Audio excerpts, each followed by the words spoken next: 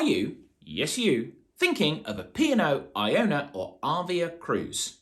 Have you got one already booked? Are you just inquisitive? Or have you popped back just to see the 4Bs? Whatever it is, welcome along to our tour and guide of every single cabin type on Iona and Arvia. Iona and Arvia have differences when it comes to the communal areas.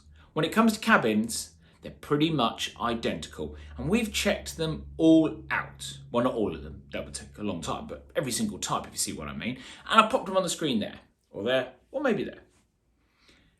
We're going to guide you through each one with footage, and we're also going to tell you which cabin we think would suit you, the pitfalls, and also the great things about these cabins.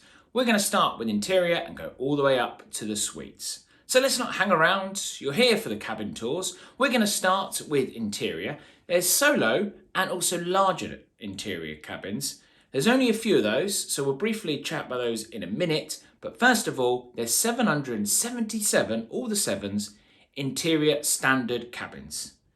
And we checked one out on Arvia, and Rachel's going to guide you through. Thanks, Tom. Now let's head straight into one of these interior cabins.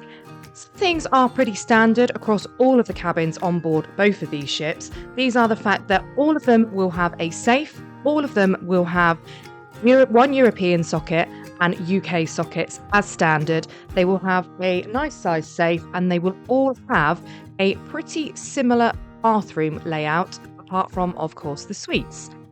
So as you can see, this interior cabin can sleep up to 4 people. I think it would be a little bit of a tight squeeze. This was only one person staying in there. Again, wardrobes all very similar. There are no drawers. Still no drawers in any of these cabins, but pretty nice layouts. If you're just going in there, you're just wanting to sleep, then absolutely perfect. Then thank you to Emma Online. We will pop her blog details in the description below. This is one of the 42 larger interior cabins. As you can see, the TV is to the side of the bed and the sofa is at the end. Very similar, obviously just a little bit larger, and you've got a little bit more floor space in these rooms. Then we head into the single occupancy cabins. There are only 32 of these on board the ship, so you need to get in there really quickly if you want one of these. Now we head into one of the accessible cabins. There are 55 of these across the ships. They are not all interior cabins. They are obviously adapted. They have got more space, as you can see, and the bathrooms are larger.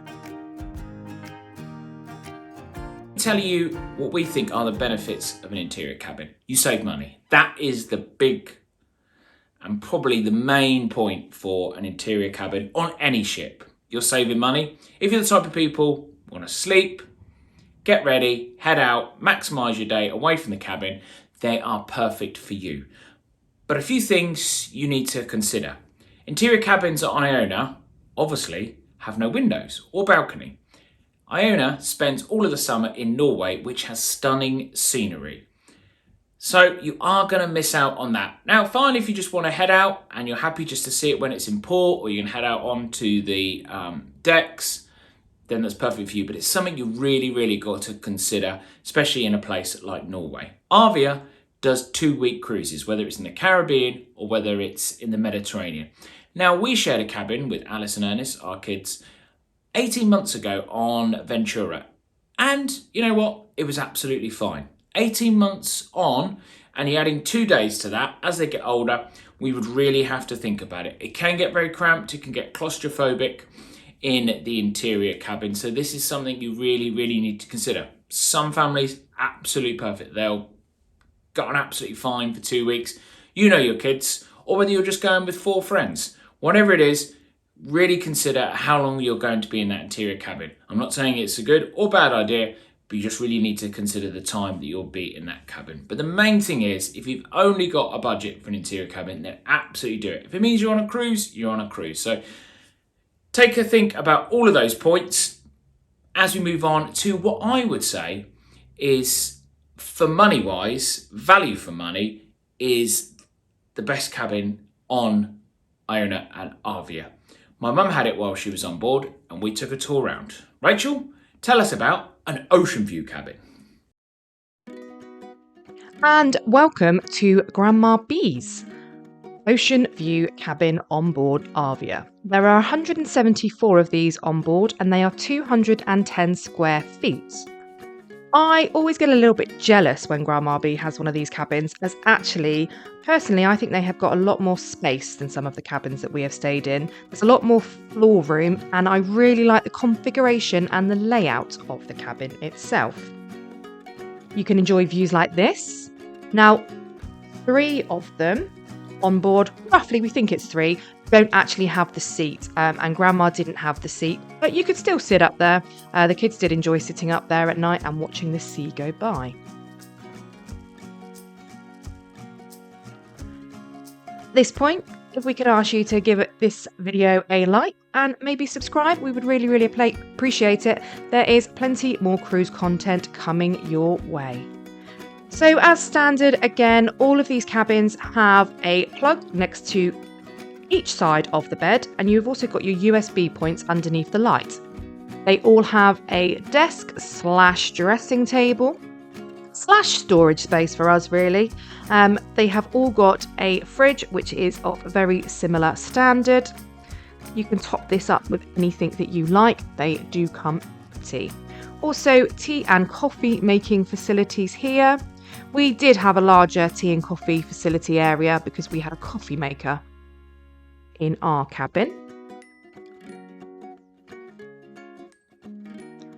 Here again, I really like the configuration and the fact that the wardrobe is not next to the bed. This means you can open the wardrobe doors out fully and you can really get in there. Again, bathroom, very similar, all the same. So the pluses and minus points of an Oceanview, I don't really have too many minus points. The only minus point I would say is, of course, if you like fresh air, you like sitting out on a balcony, it hasn't got a balcony. So those are really the only minus points. We absolutely love those rooms. You've got loads of room, massive windows, the seat by the window, but of course do consider 2 or 3 of them don't have that seat like my mum's did. It didn't affect her, but it is something to consider. Especially if you call P&O, they will tell you that every single one has a seat by the window, which a few of them don't. Let's move on now to the balcony cabins. Now the smaller balcony cabins, there's a few of those. We'll cover that in our tour. We've also got balcony cabins on deck 5, which have a different balcony to the rest. You have the standard balcony and you also have the deluxe balcony. Rachel will go through it all now as we head back on board. We now head into a standard balcony cabin. This is 170 square feet. You can also get smaller balcony cabins, and the difference in this is 20 square feet, so they come in at 150. There are 1,334 standard balcony cabins on board Arvia and Iona. All have a 20 square foot balcony except on deck 5. Which you will see very shortly here. Deck 5 have what is called a covered cove balcony. And this basically just means it's a little bit smaller. As you can see, you just about fit 2 chairs on there, but you are a lot lower down to the sea. I actually think this balcony looks really cool on this cabin. So as you can see, it is more sheltered and it's just the shape of the balcony that is a little bit different. Again, these cabins all sleep up to 4 people. The sofa bed is converted into a bunk bed. Like so. So this was our cabin on Iona, which we had as sleeping 3 because one of the smaller Bs went with Grandma B. All rooms have a lovely TV, loads of free films, may I repeat, free films, which you can access via the TV, and they have loads of really new ones actually that are all out. Again, so the layout of all of these cabins, I think it's a bit hit and miss. We've always had our bed next to the wardrobes, which really infuriates and annoys me, but sometimes they do come next to the sofa and the bed is actually next to the balcony, which personally I think is a lot better. Then we move on to the deluxe balcony. So this is 209 square feet. And I would just like to point out here that the inside space of this cabin is exactly the same as an Oceanview cabin. The difference being, obviously, you have got a balcony added onto that instead of a window. But actually, I think it just shows the difference in space, really, that you can have just having an ocean view and not having a balcony. As you can see, again, I'm all about space. There are loads of little hidey holes where you can put suitcases if you've got small kids and you need a little area for them to play. I think this is absolutely perfect. And then you have got these cupboards.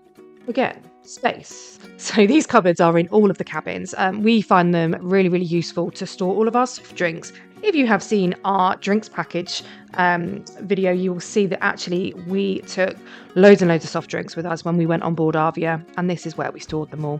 And again here, space, the difference between the bed and the wardrobe, you can open those doors out fully.